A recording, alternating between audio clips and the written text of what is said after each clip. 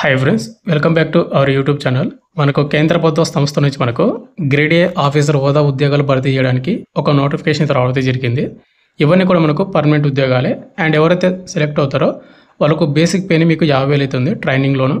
And training అయిపోయిన తర్వాత మీకు ఆఫీసర్ హోదాలో మీకు పోస్ట్ ఉంటుంది కదా, వీటిలో మీకు 1,47,000 వరకు అంటే పర్ మంత్ మీకు సాలరీ ఇవ్వడానికి అవకాశం అయితే ఉందన్నమాట. వాళ్ళే క్లారిటీ వాళ్ళు మెన్షన్ చేశారు నోటిఫికేషన్లోన.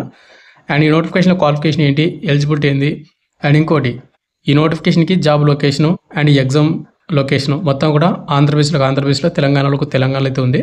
కాబట్టి వీడియోని ఎండ్ వరకు చూసి ఈ ఆఫీసర్ గ్రేడ్ ఏ ఉద్యోగాలకు అప్లై చేసుకోండి. అండ్ క్వాలిఫికేషన్ ఉంటే కనుక దీనికి ప్రిపేర్ అవ్వండి.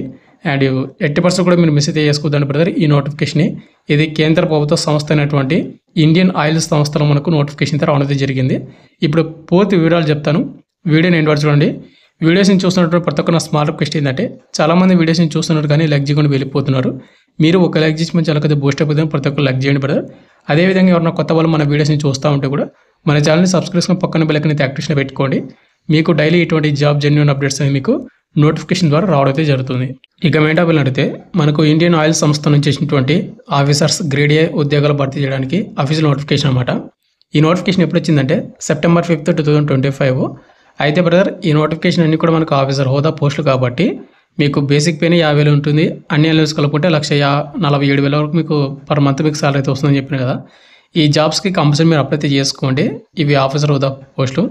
ఇక నెక్స్ట్ మనకు ఇంపార్టెంట్ డేట్స్ మొత్తం కూడా చూసుకున్నట్లయితే ఈ నోటిఫికేషన్కి September 5, 2025 మనకు నిన్నటి నుంచి ఆన్లైన్ అప్లికేషన్ స్టార్ట్ అయింది.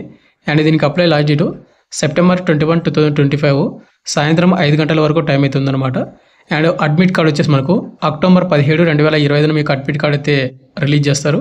అండ్ ఎగ్జామ్ వచ్చేసి October 31, 2025 ఈ నెల కాకుండా నెక్స్ట్ మంత్ 31వ తేదీన మీకు ఎగ్జామ్ అయితే ఉంది. కాబట్టి ఎవరైతే ఈ నోటిఫికేషన్కి అప్లై చేసుకుంటారో వాళ్ళందరూ కూడా ఇప్పటి నుంచి బాగా ప్రిపేర్ అవ్వండి. మీరు అప్లై చేసిన వెబ్సైట్ వచ్చేసి www.iocl.com అనే వెబ్సైట్లో మీరు అప్లై అయితే చేసుకోవచ్చు. అండ్ లింక్ కూడా కింద డిస్క్రిప్షన్ అయితే ఇస్తాను, ఆ లింక్ క్లిక్ చేసుకుని అప్లై అయితే చేసుకోండి. ఇక నెక్స్ట్ ఇక్కడ మనకు రెమ్యునరేషన్ అంటే మనకు శాలరీ అనమాట. ఇక్కడ మీరు చూసుకున్నట్లయితే పే స్కేల్ వచ్చేసి మనకు 50,000 నుండి 1,60,000 వరకు ఉందన్నమాట. అంటే మనకు బేసిక్ పేనే మనకు 50,000 ఉంది పర్ మంత్. వాటితో పాటు మనకు డేర్నెస్ అలవెన్స్, హెచ్ఆర్ఏ, ఇంకా అదర్ అలవెన్స్, ఇంకా చాలా రకాల అలవెన్స్లు అయితే ఇక్కడ వాళ్ళు మెన్షన్ చేస్తారు. చూసుకోండి. వాళ్ళు ఏమంటారు అంటే gross value of remuneration of the company will be approx మనకు 17,70,000 వరకు పర్ యానం. మనకు సంవత్సరానికి 17,70,000 వరకు శాలరీ అయితే వస్తుందని మెన్షన్ చేస్తూ ఉన్నారు. ఈ 17,70,000ని డివైడెడ్ బై 12 months అంటే 12 నెలలు క్యాలిక్యులేట్ చేసుకుంటే కనుక మనకి డివైడెడ్ బై చేస్తే 1,47,000 వరకు పర్ మంత్ మీకు శాలరీ అయితే వస్తుంది. అన్ని అలవెన్స్ కలుపుకుంటే కనుక ఇక్కడ అన్ని అలవెన్స్లు ఇచ్చాడు కదా, అవన్నీ కూడా కలుపుకుంటే కనుక.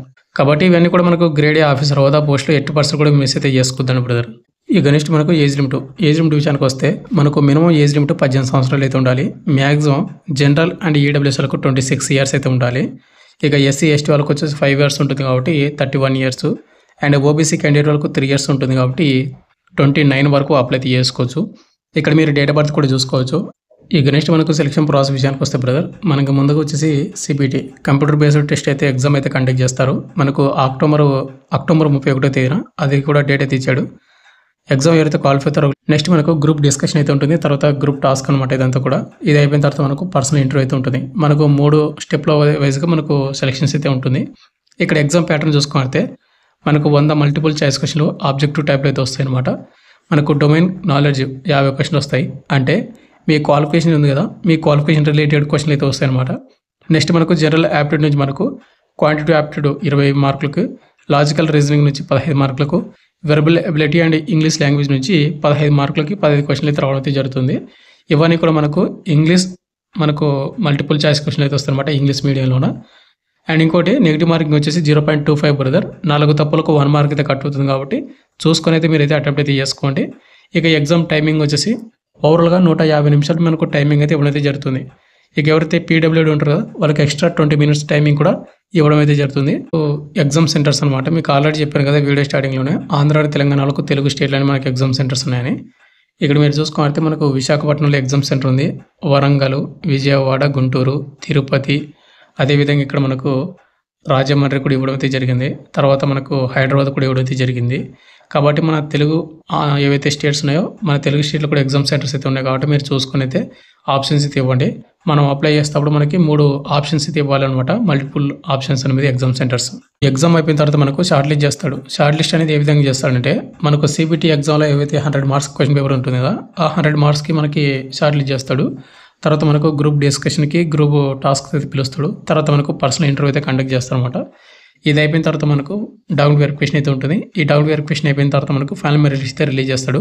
అయితే ఈ ఫైనల్ మెరిట్ లిస్ట్ అనేది ఏ విధంగా తీస్తాడంటే కనుక ఇక్కడ మనకు కంప్యూటర్ బేస్డ్ టెస్ట్లో మనకు 85% మనకు వెయిటేజ్ అయితే ఉంటుంది. మనకు మినిమం పాస్ మార్క్స్ వచ్చేసి 6.3 అయితే మనకు నోటిఫికేషన్ ఇచ్చాడు అక్కడ. ఆ విధంగా రావాలి. బట్ ఏంటంటే మీకు జాబ్ రావాలంటే హై స్కోర్ చేస్తేనే బెటరు. ఇక నెక్స్ట్ మనకు గ్రూప్ డిస్కషన్ అండ్ గ్రూప్ టాస్క్లో వచ్చేసి వెయిటేజ్ మనకు 5% అయితే ఉంటుంది. మినిమం పాస్ మార్క్స్కు 40% ఇచ్చాడు. అండ్ పర్సనల్ ఇంటర్లో మనకు 10% మనకు వెయిటేజ్ ఇస్తే మనకు మినిమం 40% మీకు మార్కులు అయితే అంటే పాస్ మార్క్స్ అయితే ఇవ్వడం అయితే జరిగింది. బట్ ఎప్పుడు కూడా పాస్ మార్క్స్ అయితే మీరైతే చూస్ చేసుకోవద్దండి. అండ్ ఓవరాల్గా స్కోర్ చూసుకోవాలంటే మనకి ఈ విధంగా ఉండాలని వాళ్ళు మెన్షన్ చేశారన్నమాట. ఇక నెక్స్ట్ మనకి ఎడ్యుకేషన్ క్వాలిఫికేషన్ అయితే ఈ నోటిఫికేషన్ మనకు గ్రేడ్ ఏ ఆఫీసర్ తర్వాత ఉద్యోగాలు భర్తీ చేస్తున్నాం కాబట్టి క్వాలిఫికేషన్ కూడా మనకు కొద్దిగా హై లెవెల్లో ఉంటుందన్నమాట. ఇక్కడ మీరు చూసుకుంటే మనకి ఎవరైతే బీటెక్ కానీ BA కానీ ఈక్వలెంట్ డిగ్రీ ఎవరైతే చేసి ఉంటారో 65% అబోవ్ ఎవరైతే చేసి ఉంటారో జనరల్ EWS OBC క్యాండిడేట్ వాళ్ళు, అండ్ ఒకవేళ SC ST PWL అయితే 55% మీకు మార్కులు వచ్చిన వాళ్ళు అప్లై చేసుకోవచ్చు. ఇక్కడ బ్రాంచ్లు వచ్చేసి మనకు కెమికల్, ఎలక్ట్రికల్, ఇన్స్ట్రుమెంటేషన్లు అయితే వాళ్ళు మెన్షన్ చేశారన్నమాట.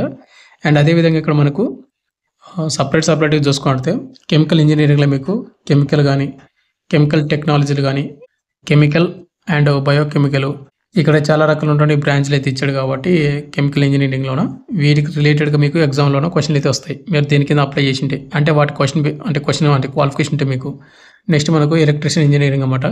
ఇక్కడ మనకు electrical and electronics and electronics power system and electrical and instrumentation, electrical and computer, electrical and power ఇట్లా చాలా రకాలు ఉంటాయి బ్రాంచ్లు అయితే ఇచ్చాడు కాబట్టి మీరు ఒకసారి చూడండి. వీటిలోనే ఏదో ఒక దానిలో మీకు క్వాలిఫికేషన్ ఉంటే ఎలిజిబుల్ అవుతారు ఈ నోటిఫికేషన్కి. నెక్స్ట్ మనకి ఇన్స్ట్రుమెంటేషన్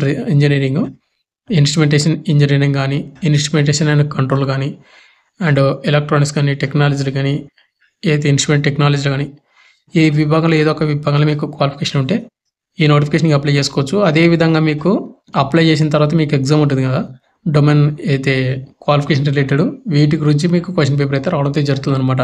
మీరు ఏ క్వాలిఫికేషన్ అప్లై చేసుకుంటే ఆ క్వాలిఫికేషన్కి రిలేటెడ్ ఉన్నటువంటి క్వశ్చన్లు అయితే రావడం అయితే జరుగుతుంది. మీరు ప్రిపేర్ అవ్వండి. అప్లికేషన్ ఫీజు అనమాట. ఈ నోటిఫికేషన్ విషయానికి వస్తే కన్నా ఎవరైతే SC వాళ్ళు కానీ ST వాళ్ళు కానీ PW కానీ ఎవరైతే అప్లై చేస్తూ ఉన్నారో వాళ్ళకి ఎటువంటి అప్లికేషన్ ఫీజు అయితే లేదు. ఇక రిమైనింగ్ క్యాండిడేట్ వాళ్ళు ఎవరుతున్నారో EWS OBC బాయ్స్ ఎవరుతున్నారో వాళ్ళకి 500 రూపాయలు మీరు పేమెంట్ అయితే చేయాలి. అదేవిధంగా ప్లస్ మనకు GST కూడా ఉంటుందన్నమాట. కాబట్టి మీరు ఎవరైతే ఇంట్రెస్ట్ క్యాండిడేట్ వాళ్ళు అప్లై చేసుకుందాం అనుకుంటున్నారో వాళ్ళందరూ కూడా ఈ 500 రూపీస్ మీరు పేమెంట్ చేసుకొని ప్లస్ GST కూడా పేమెంట్ చేసుకొని అప్లికేషన్ చేసుకోండి. అయితే మీరు వన్స్ మీరు పేమెంట్ చేసిన తర్వాత మీకు నాన్ రిఫండబుల్ అనమాట. మళ్ళీ మీకు అమౌంట్ అనేది రిఫండ్ అయితే అవ్వదు. అదైతే ఒక గుర్తుపెట్టుకోండి. ఇక ఫైనల్కి వచ్చేసి ఇంత బ్రదర్, మనకు కేంద్ర ప్రభుత్వం అండర్లో వర్క్ చేస్తున్నటువంటి ఇండియన్ ఆయిల్ సంస్థలు మనకు గ్రేడ్ ఏ ఆఫీసర్ హోదా పోస్టులు అయితే భర్తీ చేయడం నోటిఫికేషన్ అయితే వచ్చింది. ఈ నోటిఫికేషన్ మీకు పూర్తి డీటెయిల్స్ అయితే చెప్పాను అనుకుంటున్నాను. మీకు ఇంకేమైనా డౌట్ ఉండే కానీ నేను ఇంకేమైనా మర్చిపోయింటే కానీ కింద కామెంట్ చేయండి. లేదా నాకు ఇన్స్టాగ్రామ్ పేరు మీరు మెసేజ్ చేస్తుంటే కూడా ఇన్స్టాగ్రామ్ పేరు మీరు మెసేజ్ చేయొచ్చు అనమాట. అండ్ వీడియో మీకు నచ్చింటే కనుక కంపల్సరీ అయితే లైక్ చేసి సపోర్ట్ అయితే చేయండి. అండ్ కొత్త వాళ్ళు మన వీడియోస్ని చూస్తూ ఉంటే కూడా మన ఛానల్ సబ్స్క్రైబ్ చేసుకుని పక్కన బెల్ ఐకాన్ అయితే యాక్టివేషన్ పెట్టుకోండి బ్రదర్. Thank you.